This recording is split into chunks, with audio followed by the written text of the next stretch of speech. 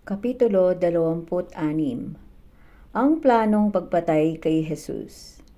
Pagkatapos ipangaral ni Jesus ang lahat ng ito, sinabi niya sa mga tagasunod niya, "Alam niyo na 2 araw na lang at sasapit na ang pista ng paglampas ng anghel. At ako na anak ng tao ay ibibigay sa mga taong kumukontra sa akin upang ipako sa krus." Nang mga oras na iyon, ang mga namamahalang pari at ang mga pinuno ng Hudyo ay nagpupulong sa palasyo ni Caiphas na punong pari. Pinagplanuhan nila kung paano dadakpin si Jesus nang hindi nalalaman ng mga tao. At pagkatapos ay ipapapatay. Sinabi nila, "Huwag nating gawin sa pista dahil baka magkagulo ang mga tao." Binuhusan ng pabango si Jesus. Nang si Jesus ay nasa Betanya, sa bahay ni Simon, na dating may malubhang sakit sa balat, lumapit sa kanya ang isang babae. May dala siyang mamahaling pabango sa isang sisidlang yari sa batong alabastro. At habang kumakain si Jesus, ibinuhos ng babae ang pabango sa ulo ni Jesus. Ngunit ang mga tagasunod ni Jesus nang makita ito, sinabi nila, "Bakit niya sinasayang ang pabangong iyan? May pagbibili sana iyan sa malaking halaga at may bibigay ang pera sa mga mahihirap."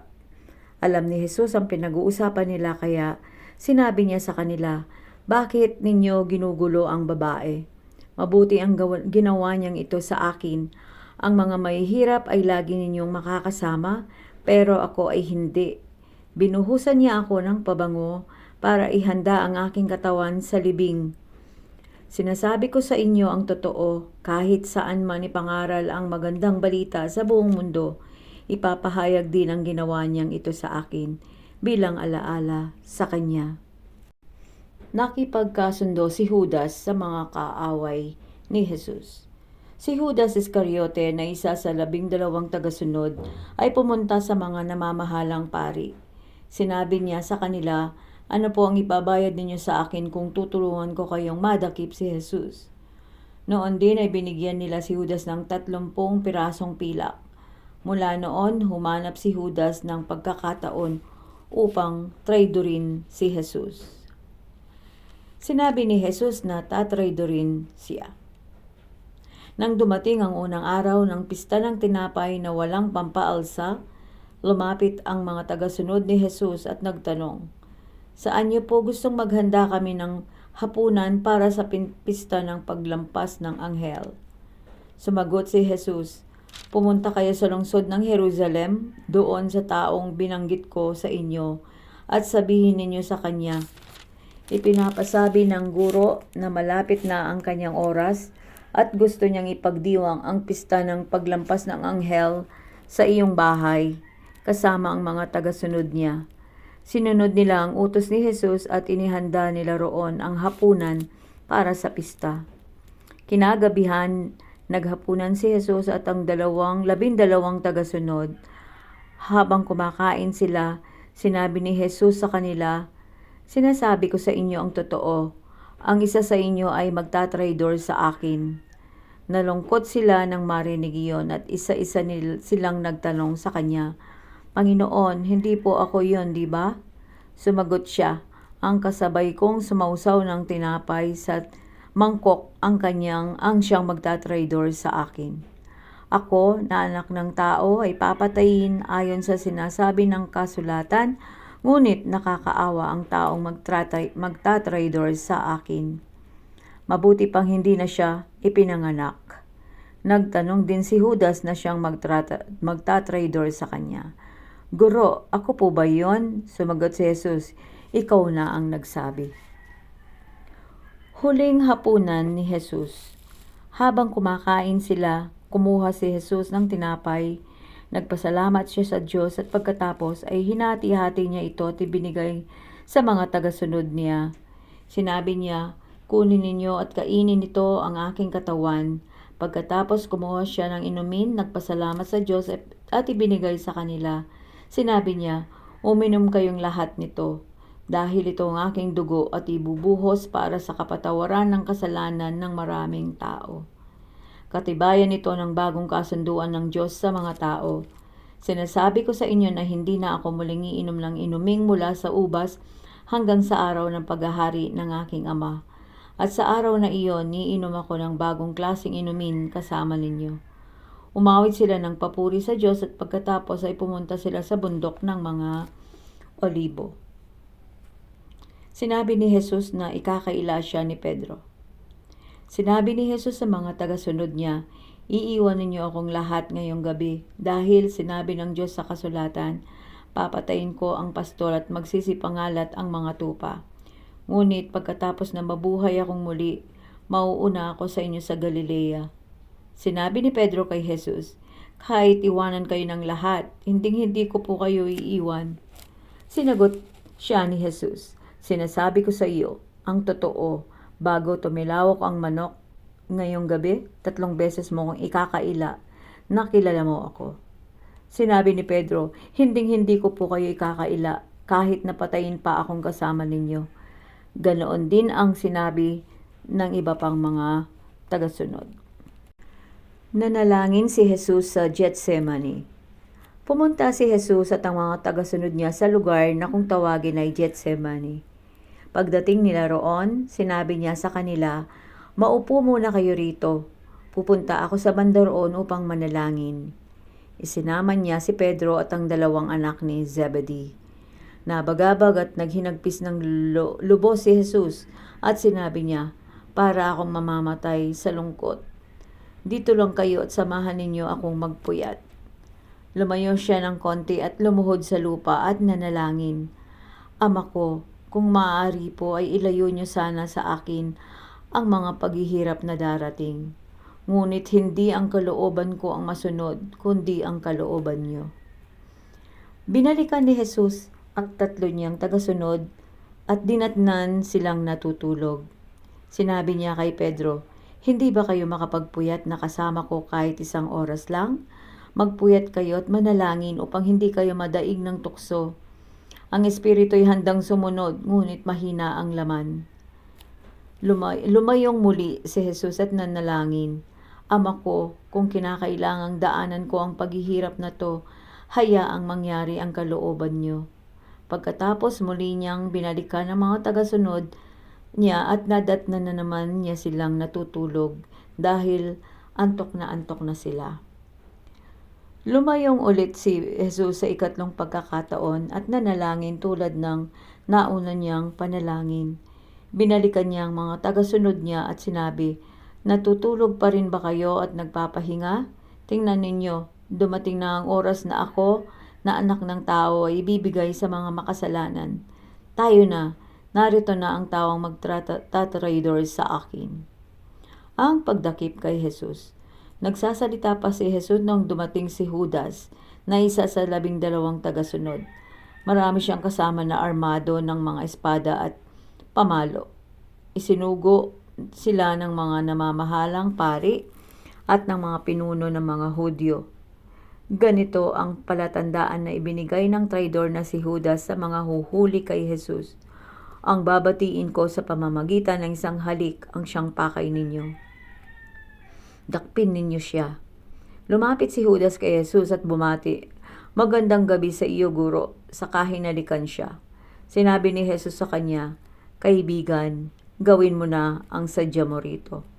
Lumapit ang mga tao at dinakip si Jesus. Bumunot ng espada ang isa sa mga tagasunod ni Jesus at tinaga ang alipin ng punong pari at naputol ang tenga nito. Sinabi ni Jesus sa kanya, ibalik mo ang iyong espada sa lalagyan nito. Ang gumagamit ng espada ay sa espada rin mamamatay. Hindi mo ba alam na pwede akong humingi ng tulong sa aking Ama at kaagad niya akong padadalhan ng 12 batalyon ng mga anghel? Ngunit kung gagawin ko yon, paano matutupad ang kasulatan na nagsasabing ito ang dapat mangyari? Pagkatapos sinabi ni Jesus sa mga tao, isa ba akong tulisan? Bakit kailangan pa ninyong magdala ng mga espada at mga pamalo upang dakpin ako? Araw-araw akong nasa templo at nagtuturo, bakit hindi ninyo ako dinakip? Ngunit nangyari ang lahat ng ito upang matupad ang isinulat ng mga propeta. Iniwan siya noon din ng mga tagasunod niya at nagsitakas sila. Dinala si Jesus sa korte ng mga Hudyo. Dinala si Jesus ng mga dumakip sa kanya sa bahay ng punong pari na si Caiphas. Nagtipon doon ang mga tagapagturo ng kautusan at ang mga pinuno ng mga Hudyo. Sumunod din si Pedro roon, pero malayo-layo siya kay Jesus.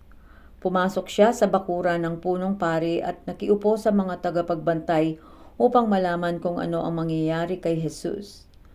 Doon sa loob ang mga namamahalang pari at ang lahat ng miyembro ng korte ng mga Hudyo ay nagsisikap na makakuha ng mga ebidensya laban kay Jesus upang mahatulan siya ng kamatayan.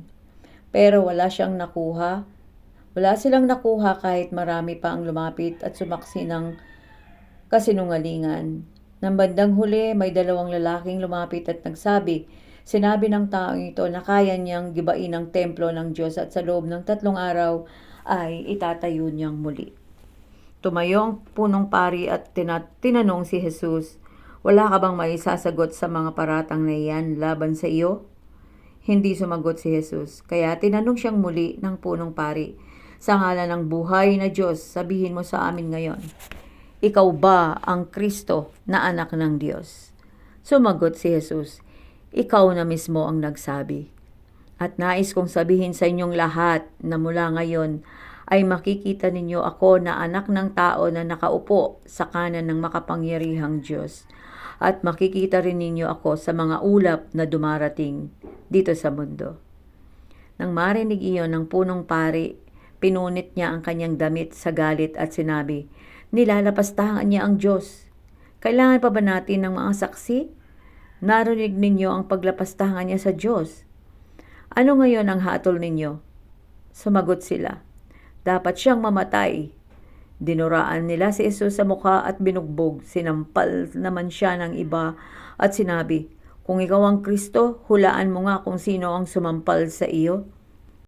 Ipinagkaila ni Pedro na kilala niya si Jesus. Samantala, nakaupo si Pedro sa loob ng bakuran. Nilapitan siya ng isang utosang babae ng punong pari at sinabi, "Kasama ka ni Jesus na taga Galilea, hindi ba?" Pero itinanggi ito ni Pedro sa harap ng mga tao, "Hindi ko alam ang pinagsasabi mo."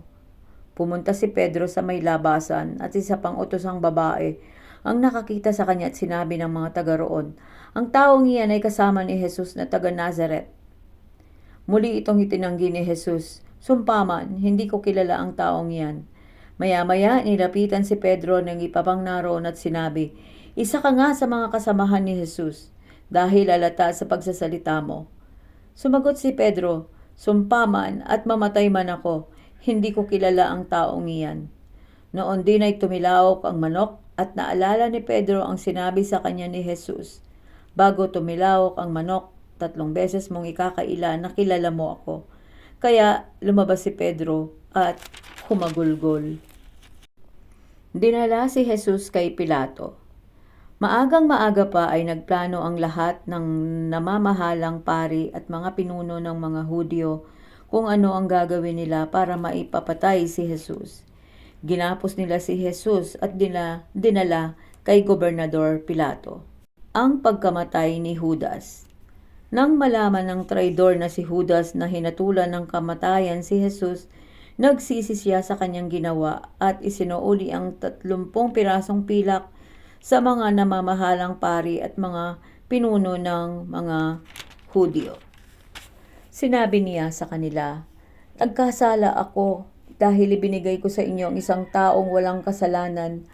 Pero sumagot sila, "Ano ang pakialam namin dyan? Problema mo na yan." Itinapon ni Judas ang salaping roon sa templo, pagkatapos ay umalis siya at nagbigti.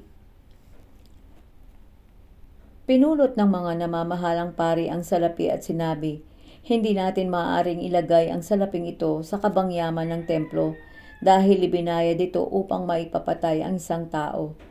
Labag ito sa ating kautusan." Kaya napagkasunduhan nilang gamitin ang salapi para bilhin ang bukid ng magpapalayok at gawing libingan ng mga dayuhan. Ito ang dahilan kung bakit hanggang ngayon ay tinatawag pa rin ang lugar na iyon na Bukid ng Dugo. Sa pangyayaring iyon, natupad ang ipinahayag ni Propeta Jeremias nang sabihin niya, kinuha nila ang 30 pirasong pilak, ang halagang napagkasunduan ng mga taga-Israel na ipambili sa kanya, at ginamit nila ang pera bilang pambili ng bukid ng magpapalayok ayon sa inuutos sa akin ng Panginoon. Inimbestigahan ni Pilato si Jesus. Nang madala na si Jesus kay Pilato, tinanong siya nito, "Ikaw nga ba ang hari ng mga Hudyo?" Sumagot si Jesus, "Kayo na ang nagsasabi." Pero hindi sumagot si Jesus sa mga paratang ng mga namamahalang pari at ng mga pinuno ng mga Hudyo. Kaya tinanong siyang muli ni Pilato, "Bakit ayaw mong sagutin ang mga paratang nila sa iyo?" Pero hindi pa rin sumagot si Jesus, kaya nagtaka ang gobernador. Hinatulan si Jesus ng kamatayan.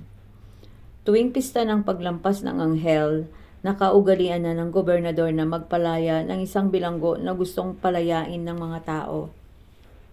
Nang panahong iyon ay isang kilalang bilanggo ng pangalan na Barrabas. Nang magtipon ng mga ito, tinanong sila ni Pilato, "Sino ang gusto niyong palayain ko?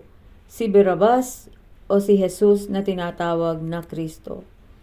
At alam ni Pilato na pagkainggit ang nagtulak sa pamunuan ng mga Hudyo na dalhin sa kanya si Jesus.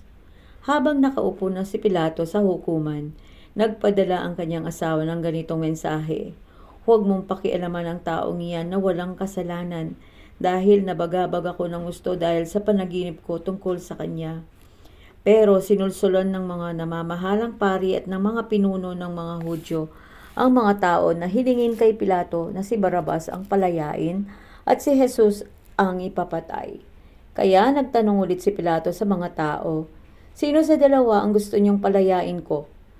Sumigaw sila, "Si Barrabas!" Nagtanong pa ulit si Pilato, "Ano ngayon ang gagawin ko kay Jesus na tinatawag na Kristo?" Sumagot ang mga tao, "Ipako siya sa krus." Sinabi ni Pilato, "Bakit? Ano ba ang ginawa niyang kasalanan?" Pero lalo pang sumigaw ang mga tao, "Ipako siya sa krus." Nang makita ni Pilato na wala siyang magagawa dahil nagsisimula ng magkagulo ang mga tao, nagpakuha siya ng tubig at naghukas ng kamay sa harap ng mga tao at sinabi, "Wala akong kinalaman sa kamatayan ng taong ito. Kayo ang dapat managot. Malinis ang kamay ko sa bagay na ito." Sumagot ang mga tao, "Kami at ang mga anak namin ang mananagot sa kanyang kamatayan."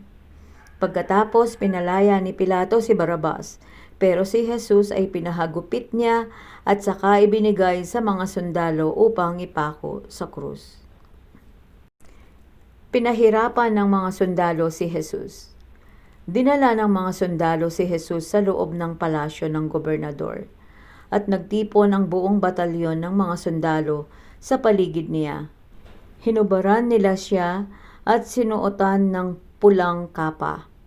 Gumawa sila ng koronang tinik at ipinutong sa kanya at ipinahawak ang baston sa kanyang kanang kamay bilang setro niya.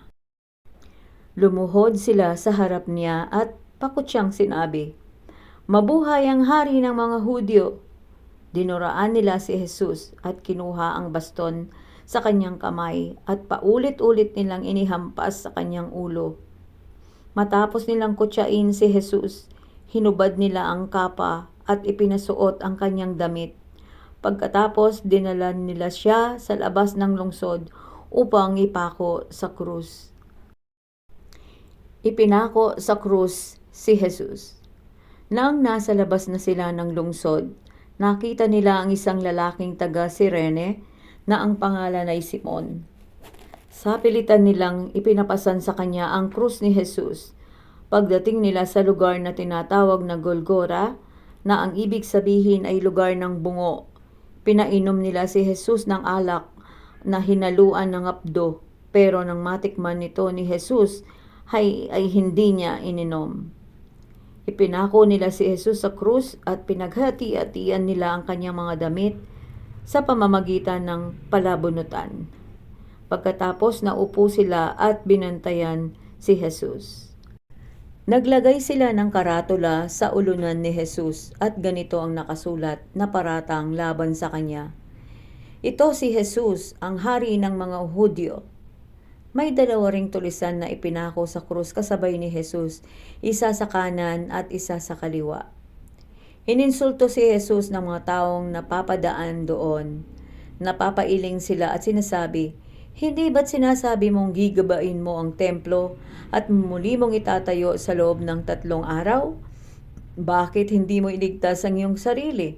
Kung ikaw nga ang anak ng Diyos, bumaba ka sa krus." Ganon din ang pangungutya ng mga namamahalang pari at ng mga tagapagturo ng kautusan at ng mga pinuno ng Hudyo. Sinabi nila, iniligtas niya ang iba, pero hindi niya mailigtas ang kanyang sarili. Hindi ba siya ang hari ng Israel?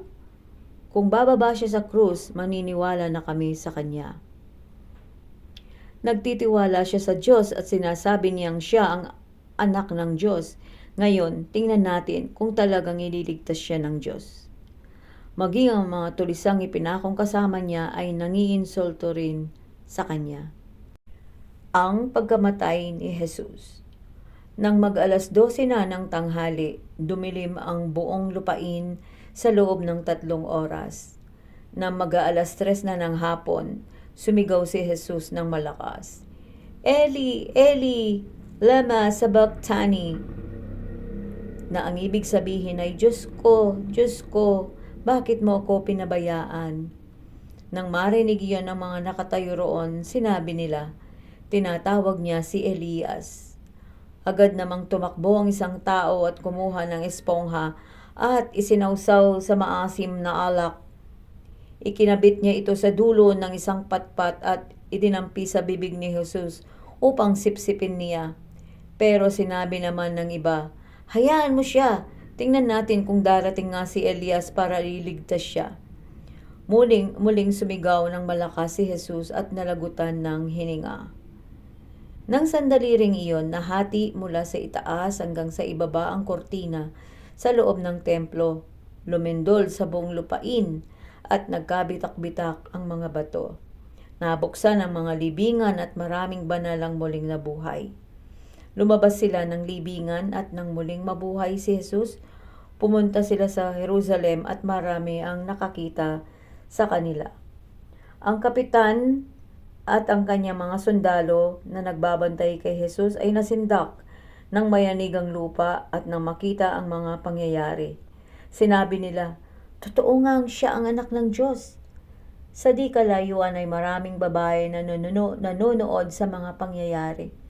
Noong umalis si Jesus sa Galilea, sumunod ang mga babaeng ito sa kanya at tinulungan siya sa kanyang mga pangangailangan. Kabilang sa kanila si Maria na taga Magdala, si Maria na ina ni Santiago at Jose at ang asawa ni Zebedee. Ang paglilibing kay Jesus. Nang magtakip silim, isang mayamang lalaki na taga Arimatea ang dumating. Siya ay si Jose na isa ring tagasunod ni Jesus. Pumunta siya kay Pilato at hiningi ang bangkay ni Jesus at iniutos naman ni Pilato na ibigay ito sa kanya. Kaya kinuha ni Jose ang bangkay at binalot ng malinis na telang lino. Inilagay niya ito sa libingang hinukay sa gilid ng burol na ipinagawa niya para sana sa sarili. Pagkatapos, pinagulong niya ang isang malaking bato upang takpan ang pintuan ng libingan at saka siya umalis. Si Maria na taga Magdala at ang isa pang Maria ay naroong nakaupo sa harap ng libingan. Naglagay ng mga gwardya sa libingan. Kinabukasan, araw ng pamamahinga, pumunta ang mga namamahalang pari at ang mga pariseo kay Pilato. Sinabi nila, natatandaan po namin na noong buhay pa ang nagpapanggap na iyon, sinabi niya na mabubuhay daw siyang muli pagkatapos ng 3 araw. Kaya mabuti sigurong pabantayan po ninyo ang kanyang libingan sa mga susunod na araw. Dahil baka nakawin ng mga tagasunod niya ang kanyang bangkay at ipamalitang nabuhay siya. Kaya nangyari ito, mas magiging masahol pa ang pandarayang ito kaysa noong una. Sumagot si Pilato sa kanila, "May mga gwardya kayo, kayo na ang magpabantay ayon sa nalalaman nyo." Kaya pumunta sila sa libingan at tinatakan nila ang bato na nakatakip sa libingan upang malaman nila kung may nagbukas, at nag-iwan sila roon ng ilang mga bantay. Muling nabuhay si Jesus. Madaling araw ng linggo, makalipas ang araw ng pamamahinga, pumunta sa libingan si Maria na taga Magdala, kasama ang isa pang Maria, upang tingnan ito.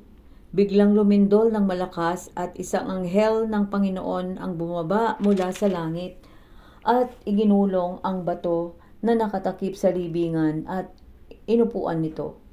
Nakakasilaw na parang kidlat ang kanyang anyo at puting-puti ang kanyang damit. Nanginig sa takot ang mga sundalong nagbabantay sa libingan at hinimatay. Sinabi ng anghel sa mga babae, "Huwag kayong matakot. Alam kong hinahanap ninyo si Jesus na ipinako sa krus. Wala na siya rito dahil nabuhay siyang muli tulad ng sinabi niya sa inyo. Halikayo, tingnan ninyo ang pinaglagyanan ng kanyang bangkay." Pagkatapos sinabi ng anghel sa kanila, "Puntahan niyo agad ang mga tagasunod niya at sabihin ninyo sa kanila na nabuhay siyang muli at mauuna siya sa inyo sa Galilea. Doon niyo siya makikita. Tandaan ninyo ang sinabi ko sa inyo." Kaya dali-dali silang umalis sa libingan. At kahit natatakot sila, masaya pa rin sila sa ibinalita sa kanila ng anghel. Patakbo nilang pinuntahan ang mga tagasunod ni Jesus upang ibalita ang pangyayari. Pero maya-maya, sinalubong sila ni Jesus sa daan at binati. Lumapit sila, niyakap ang kanyang mga paa at sinamba siya. Sinabi sa kanila ni Jesus, "Huwag kayong matakot. Puntahan ninyo ang aking mga kapatid at sabihin sa kanila na pumunta sila sa Galilea. Doon nila ako makikita." Ang ulat ng mga gwardya. Pagkaalis ng mga babae sa libingan, pumunta naman sa lungsod ang ilang mga gwardya at ibinalita sa mga namamahalang pari ang nangyari. Matapos makipagpulong ng mga namamahalang pari sa mga pinuno ng mga Hudyo, sinuhulan nila ng malaking halaga ang mga bantay. Sinabi nila sa mga bantay, "Ipamalita ninyo na habang natutulog kayo kagabi, dumating ang mga tagasunod ni Jesus at ninakaw ang kanyang bangkay. Kapag narinig ito ng gobernador, kami na ang bahalang magpaliwanag sa kanya para hindi kayo mapahamak." Tinanggap ng mga gwardya ang pera at ginawa ang sinabi sa kanila. Kaya hanggang ngayon, ito pa rin ang kwentong ikinakalat ng mga Hudyo. Nagpakita si Jesus sa mga taga-sunod niya. Pumunta ang 11 taga-sunod ni Jesus sa Galilea, doon sa isang bundok na sinabi sa kanila ni Jesus. Nang makita nila si Jesus, sumamba sila sa kanya, kahit na ang ilan ay may pagdududa. Lumapit si Jesus at sinabi, "Ibinigay sa akin ang lahat ng kapangyarihan sa langit at sa lupa. Kaya puntahan ninyo ang mga tao sa lahat ng bansa at gawin niyo silang mga tagasunod ko. Bautismuhan ninyo sila sa pangalan ng Ama at ng Anak at ng Banal na Espiritu. Turuan ninyo silang sumunod sa lahat ng iniutos ko sa inyo. At tandaan ninyo, lagi ninyo akong kasama hanggang sa katapusan ng mundo."